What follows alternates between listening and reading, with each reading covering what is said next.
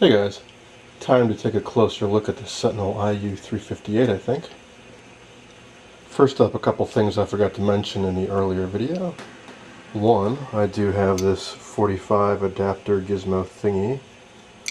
Small dent on one end where I presume it was dropped, and likewise the other end, the bakelite got chipped off. I think it goes on like this, but I'm not entirely positive. Another thing I wanted to mention was, on this tuning dial, there are a couple marks. One right after the 12 and one around the 650 mark.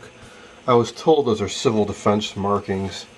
This was made during the Cold War, and I believe those were the stations you would tune to for emergency info if there was a type of attack or emergency. And thanks to some video links I was sent by Champo7, I know that this platter lifts off and I can take a closer look underneath pretty easily. Here's the underside of what I think they call the platter. Seems to be in pretty good shape, pretty clean. And here's what's underneath, also rather clean.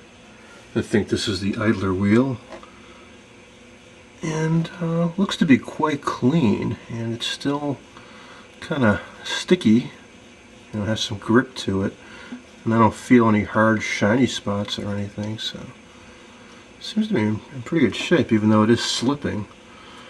A little surprised to see this. All the other parts seem to be metal, but this is some type of man-made early plastic, I think. But seems to be working well enough. This whole thing seems to be just floating on some springs, and I can kind of pull it up part way, then it catches. So I think the next thing to do is take the back off and see if I can hopefully unplug the cables and then maybe loosen up whatever's holding it in place. I got the back off, so now we can get a nice good look at what's going on inside. Here's the 3 speakers, 1, 2, 3. It's a radio chassis. Can I clearly see there's an internal antenna. And the controls up there that are so dirty are mounted right on this chassis. As for the turntable, here's one of the clips that's holding it in. Looks like they just slide over and then come off. And there's another one back there. As for the wiring, let's see. There's one black wire that comes down and goes to this nut. I'll have to remove that. And then there's this bundled brown wire that must be the power. Goes to this plug, so I can just unplug that. Cut apart this masking tape. And that just leaves the signal, which is this cloth coax here, which goes up there. So I can just unplug that. I think I can take it right out. As for the radio, well, looks like the radio chassis is screwed onto this board from the other side, which of course I can't get to. And then there's nuts here. So, and some screws up there too. To ponder that, hopefully if I take off these 2 nuts, take out a few Phillips screws, that this board will come loose and I can take the chassis out. Alright, I will get to it. I got all the wiring disconnected, and now it just leaves the clips, which it turns out are kind of ingenious. The way they work is they simply flip down. Then they'll slide it right out these holes, and like that locks it in place. So, get that one, and get that one, and now it should lift out. Anyways, let's see. Again, I don't really know what I'm looking at, but I can make some educated guesses. This is the speed control, which connects to some type of switch mechanism that I imagine changes the motor speed. The motor mounts are pretty well rotted away. Imagine they were rubber washers under here, and there are just some fragments left, so that should be replaced. As for the rest, well, I'm really not sure. One thing I don't like especially is that the tone arm does not return all the way over, and that looks rather complicated to me, so I really don't know what the problem might be. I did find one or two places online that I could send this to, and they would fix it for me for, I don't know, one place was in the range of $150 to $200, and they would refurbish it, put a new cartridge in, and so on. They also have a reflocking surface to take care of this damaged platter, so that might be the way to go. Because I know I don't really know what I'm doing. Two, I know I don't have any replacement parts, and I'm not entirely sure what would be appropriate to use. So if any of you guys out there have some input on what I should do next, please let me know. As for the radio, that I can handle, so next I'll take that chassis out and take a closer look at that. Here's the radio chassis. Extremely clean, not a speck of rust, not even any dust. All the tubes except one are the original Sentinel tubes, which, although kind of cool, I bet some of them are awfully weak. I'll have to pop them in a tube tester to confirm that, and replace any that are weak or bad, of course. And well, here's a mystery solved. This is from 1955, not 1952, as the owner had tried to convince me. I'm glad that I talked them down quite a bit from what they were asking for it. As for the underside,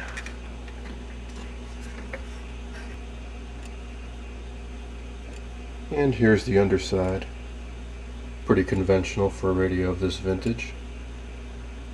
Here's the one big filter electrolytic. Looks like it's 3-section. And one more electrolytic hiding down there. Couple bumblebee caps. And then a few paper caps.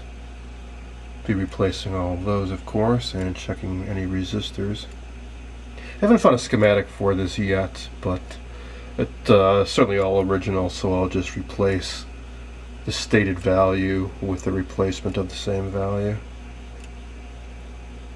Now, since I've already had this playing and it seems okay, but the controls were horrendously scratchy, the first thing I want to do is shoot some deoxit control cleaner in there and give it another try. Then I'll move on to the capacitors, but I want to show you guys what a difference control cleaner can make and give you a few tips on how to actually use it. Here are a couple products I like to use for cleaning dirty switches and contacts. First up, Radio Shack Control Contact Cleaner and Lubricant. This was primarily designed to work with old rotary type TV tuners. So not only does it clean the contacts, it also relieves a lubricating film. I like to use this on rotary switches and of course TV tuners.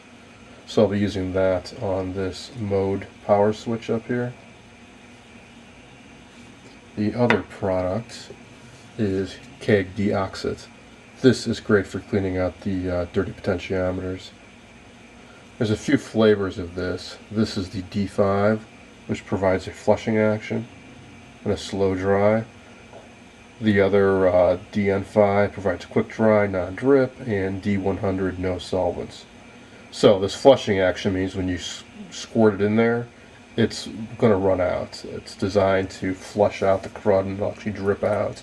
So using a napkin or a cloth or something is a real good idea so it doesn't run into all the electronics.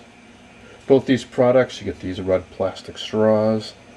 You want to get that into where the switch or the potentiometer is. Give it a quick burst. Work the control back and forth to break up all the dirt and crud. Then give it another burst to flush that out. Rotate it a bit more. Wipe off any dripping excess and dirt and whatnot. Q-tips can be handy for that too. Then let it dry for a few minutes before you try powering it up to make sure that all the solvents have evaporated so nothing shorts out. Potentiometers like this type, there's a metal body, and then there's a wafer with 3 contacts on it. You want to get the straw in between the gap, or into the gap there between the metal body and the contacts, so you get the fluid inside the actual housing of the potentiometer. Quick demo here. So get it in there, and you work the control.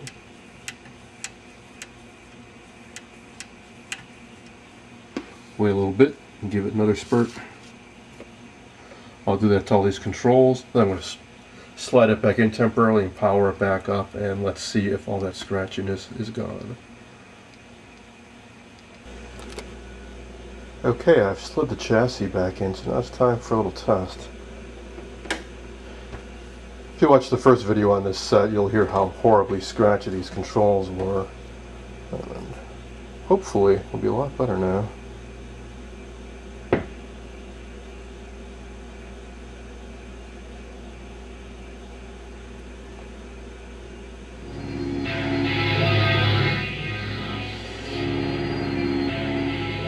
That's definitely better. Before, when I would change on this volume, it was horribly scratching. No scratchiness at all anymore. No scratching on the toe control has no scratchiness either. The Texans got plenty of tickets there for you. Average ticket price $260. Stuff that they put up there. Like, get your mail. Yeah. Or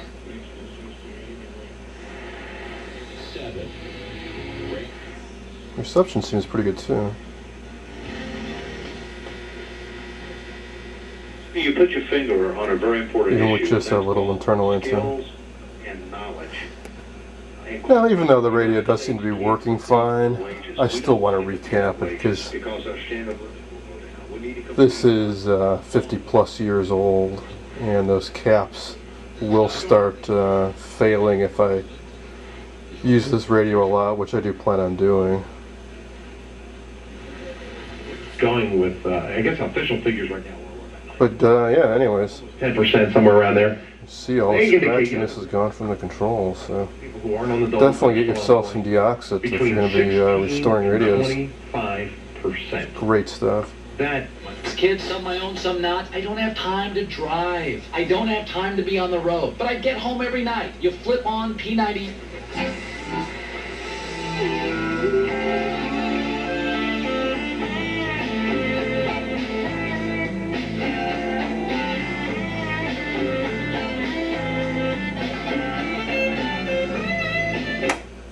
Okay, so I'm going to recap the radio and ponder what to do about this turntable. And if you have any thoughts or suggestions, please leave a comment. That's all for now.